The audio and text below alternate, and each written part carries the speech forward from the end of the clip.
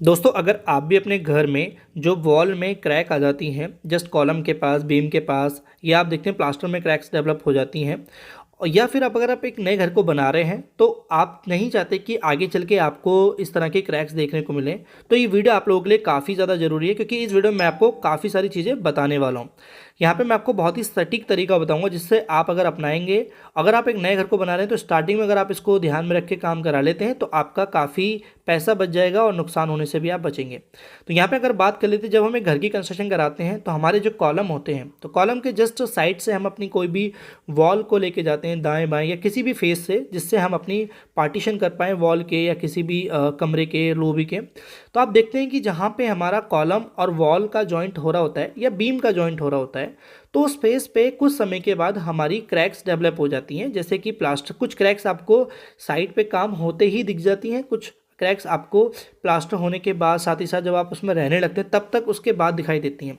इसके पीछे रीज़न ये होता है कि जो ब्रिक और कंक्रीट का जो हमारा एक सरफेस बनता है, वहाँ पे जो जॉइंट होता है वो अच्छे से एंकरिंग नहीं कर पाता। जैसे आप देख रहे हैं यहाँ पे एक मेशन ब्रिक को लगा रहा है, और जो हमारा कॉलम का फेस है वो बॉन्डिंग अच्छे से नहीं हो पाती, कभी भी नहीं हो पाती। कुछ समय के लिए चाहे भले ही आप कंट्रोल कर पाएँ कुछ देसी तरीके अपना के, जैसे कि कॉलम को अच्छे से हैकिंग करके या फिर कह लीजिए उस पर थोड़ा सा स्लरी डाल के, लेकिन परमानेंट उसका सॉल्यूशन नहीं है।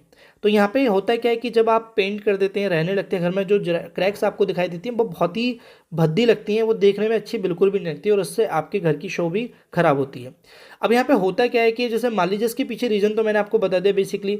अब मैं आपको बताता हूँ कुछ लोग कमियाँ क्या कर देते हैं। जैसे आप देखें यहाँ पे एक कॉलम बना हुआ है, कॉलम के जस्ट बगल से आप देखेंगे साइड से वॉल भी बनी हुई है, तो आप देखें कितना मोटा यहाँ पे प्लास्टर का इस्तेमाल किया हुआ है।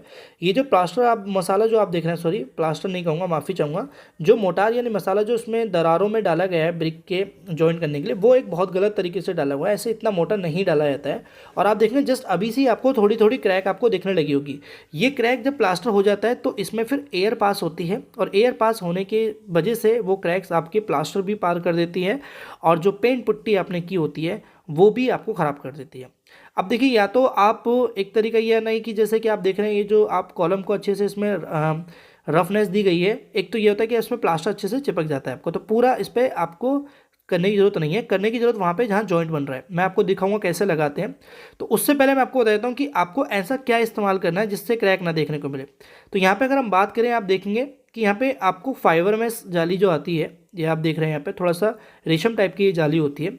इस जाली का आप मार्केट में खरीद के इस्तेमाल कर सकते हैं। कैसे करना है वो मैं आपको दिखाऊंगा। ये अलग अलग साइज में आपको देखने को मिलेगी, यानी कि कोई 4 इंची की चौड़ाई में मिलेगी, कोई 6 इंची की चौड़ाई में, और इसकी लेंथ 50 मीटर आती है। जैसे आप देख रहे हैं यहाँ पे अलग अलग साइज में मिलेगी, आपको 3 इंची पे मिल जाएगी, और यहाँ तक कि आपको 1-1, 2-2 फीट की लेंथ में भी आपको देखने को मिल जाएगी। लेकिन हमें जिस काम के लिए चाहिए वो आप 4 इंची या 3 इंची भी ले सकते हैं, तो काफ़ी ठीक है। और ज़्यादा लेंथ में आप, ज़्यादा चौड़ाई में आपको लेने की ज़रूरत है नहीं। तो जो मैंने आपको बताया उतना ही आप लेंथ लें। इसमें आपका होगा क्या कि जो जो जॉइंट हमारा बन रहा था उसको अच्छे से ये पकड़ कर लेगा। कैसे करना है मैं आपको दिखाता हूँ, वो साइड पे आपको बताता हूँ।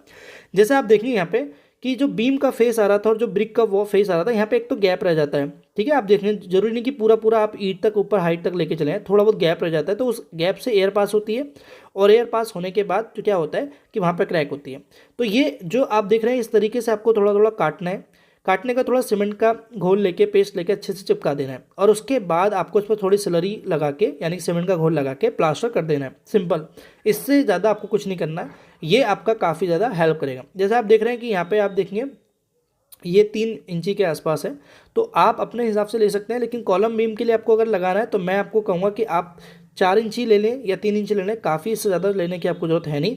50 मीटर और काफ़ी ज़्यादा स्पेस कवर हो जाता है। कॉलम के जहाँ जहाँ पे आपको वॉल दिख रही है, बीम दिख रहा है, वहाँ पे आप जरूर जिसका इस्तेमाल करें, वॉल के सारे जॉइंट को ये कवर कर लेगा।